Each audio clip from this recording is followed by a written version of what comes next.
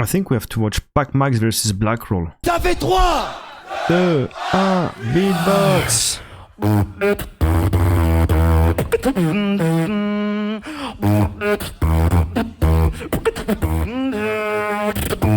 Some melody. comfort zone unlocked.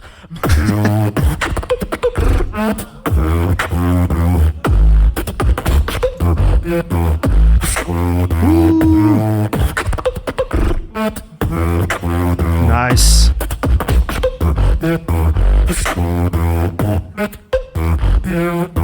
Florida beatbox. I go over the reality.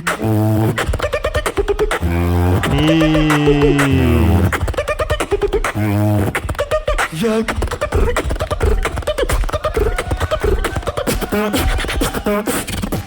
I push myself to over the reality.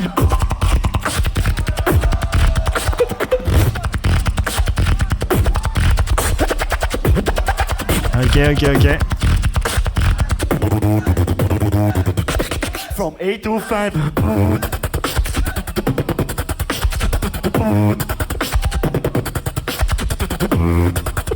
Okay.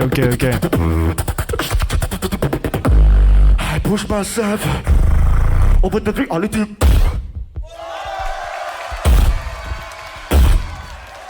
Switch. Okay. Yeah, I really loved this round of Blackroll. I think he made tiny mistakes, maybe on the drop where he was doing so doing some machine gun and then rolling them.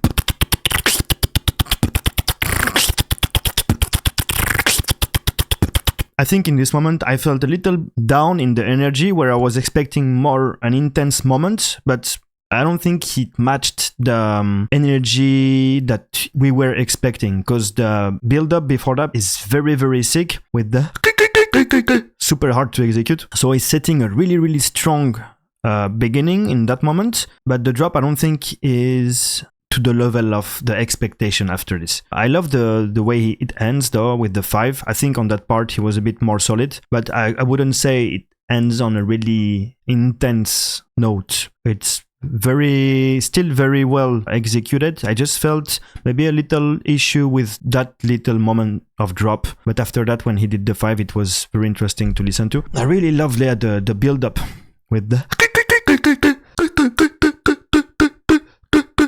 it's impressive that he's able to separate this sound, isolate the sound so quickly and such precise hit, because when he performs this live it's very, very loud. So it's basically throat click, the way I understand it, throat click and vocalized but inward voice.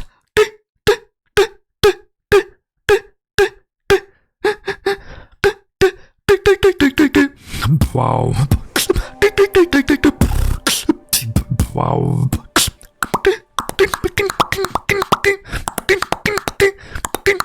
Hi, Colaps. But he has a crazy resonance when he does the sound. I think it's because of the shape of his throat or mouth that he's able to get like a really, really loud hit. And often when he does this sound on stage, I have to do this personally because I think it's very aggressive sounds, and I feel like he could control a little bit the power of this sound, because when it's too loud, sometimes it's a little bit not good for the ears, you know? There is a point in power where it becomes not that enjoyable to listen to. So that's what you have to be very, very, very careful about when you're powerful, is to dose the power of your sounds. So when you know that you're very loud with one sound, I think it's smart to control the loudness of it. And if you want to be make surprise with it, you can be very loud for one moment and then on the next part be a little bit more chill with the volume of the sound. But maybe use it as like a surprise moment. That can be interesting. Anyways, sick first round from Blackroll. I wouldn't say it's perfect. I like the beginning as well. There are some interesting dynamics. I like the groove of the intro. But yeah, maybe not a perfect round. Let's see how Pac-Max answers.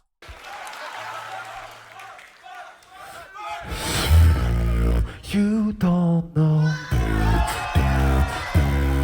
what What you want, you don't know. Do I know this one? What you need in your life.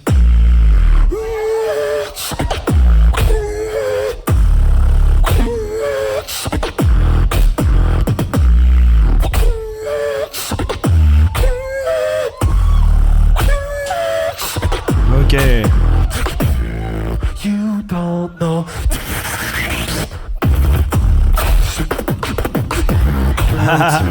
Some double spit snare. You want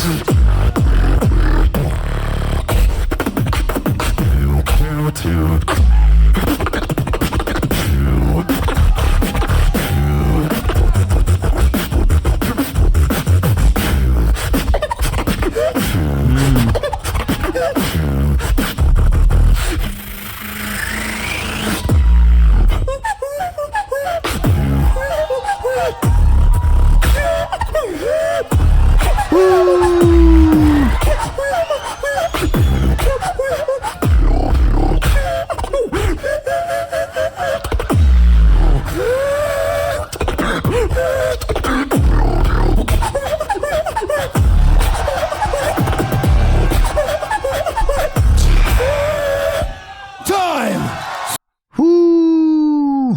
Wow, that round is sick. I don't think I knew this round from him. It sounds pretty new to me. Love the melody, love the progression of the intensity as well of it. I thought that was really cool. It's quite slow paced.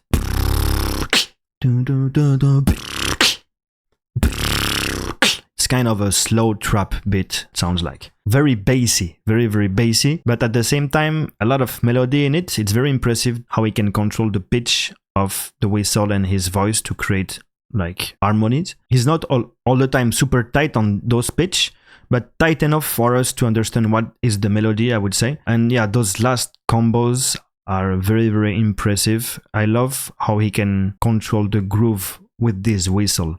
So he has different patterns. He can accelerate, he can make it slower, and with that technique, he can create more evolution within the track. So super sick round. For me, for now, Pac-Max is winning. I enjoyed more his round than Blackroll's round. I thought it was more complete, more catchy, better energy overall as well. So yeah, and also he started using some double spit snare techniques, and I don't think I've ever heard him using that technique before.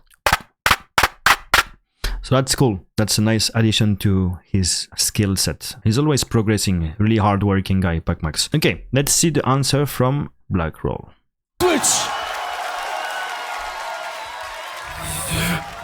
switch. Sorry.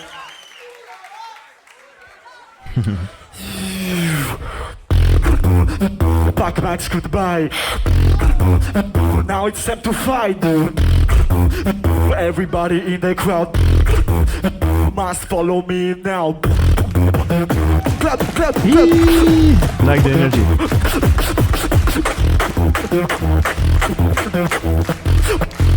Pac-Max, goodbye.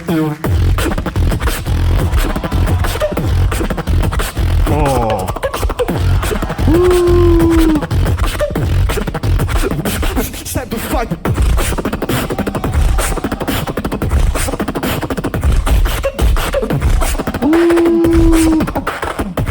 Okay.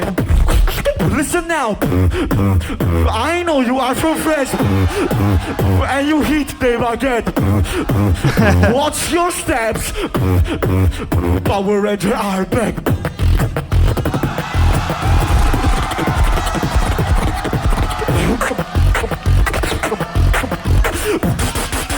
Fuck your baguette.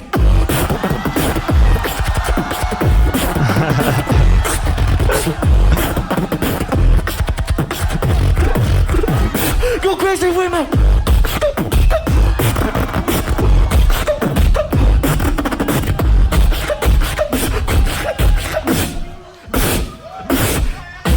Sweet. Whew. I feel offended. I can't validate this round. Sorry, Blackroll. Whatever Pac-Max does, I would vote for him. Okay, now sick round. Very sick round. I'm always amazed with the technique. Very good start. I love how it slowly blends into that drop with the kick first and continuing with the original pattern he was doing with the... And when the drop hits, there is a new kind of groove happening. Very, very sick opening, I would say. I was really not expecting that moment with the Power Rangers, but it's a double meaning joke because, of course, Power Rangers reference to Color Rangers, and of course with the baguette, one of the emblems of France. So it has a quite strong impact visually, and also, yeah, I guess after this you must feel very pressured. After going through this for the answer. So I wonder if Pac-Max prepared something similar or not. Usually he always has some tricks up to his sleeves. Anyways, very cool round from Blackroll. I would say it's very high and intense energy wise. Maybe in execution, sometimes he lacks a little bit, maybe in the timing, in the tempo. I felt like maybe in 2 moments where the drop came slightly after what I was expecting. It didn't impact too much though, because of the energy. But if you tried to hear a bit more in detail, I felt like timing wise there was some inconsistencies. But still, I think with that kind of energy and intensity, that aspect become more secondary because you're in the fire of the moment, and so there is less focus on those type of details. Very strong round, still very complex, displaying a lot of technical moments, patterns with his sounds. Very inspiring with all the combos he has with the... I really like this sound from him, and also the... this kind of combos. I think they work super well. He did some speed snare as well. So kind of an answer to what Pac-Max did before, and I heard like one moment where he was rolling the speed snare as well. But he did more like with so rolled TS hi-hat, but in the speed snare position, I would say. A bit like Napalm. Anyways, sick round, very aggressive. You can see that he really wants to win against Pac-Max. Let's see the answer.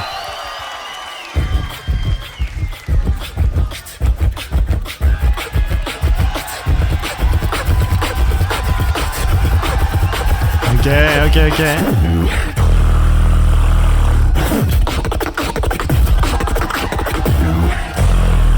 The answer.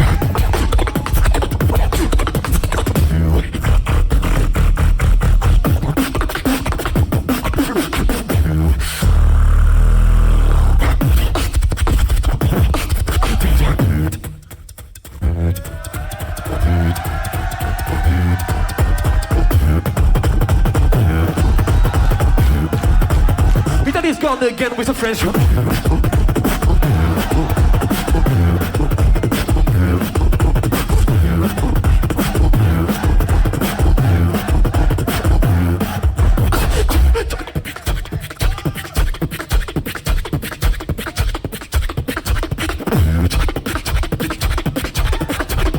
I'm sorry, I forgot Alexinho was judging. Yeah.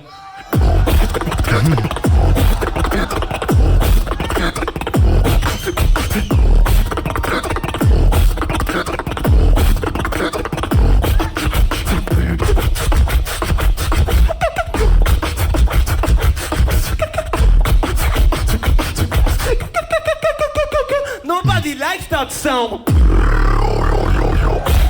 Allez, du bruit, s'il vous plaît, du bruit. Okay, sick round. I would say he didn't have a key moment on this round. That's the only thing that was missing. Still, I think I don't know if it was the right answer to go with drum bass, because you have at least to match the same kind of intensity. I would say the key moment of his round was where he dropped the drop with the inward kicks, a bit distorted, with the sub inside. Reminded me of Wings a little bit, drum bass routine. Some stuff like this. Yeah, I would say he lacked a little bit of momentum on this one. Like, it was a little bit long to switch from one structure element to the other. So the intro was quite long. It was like 4 times.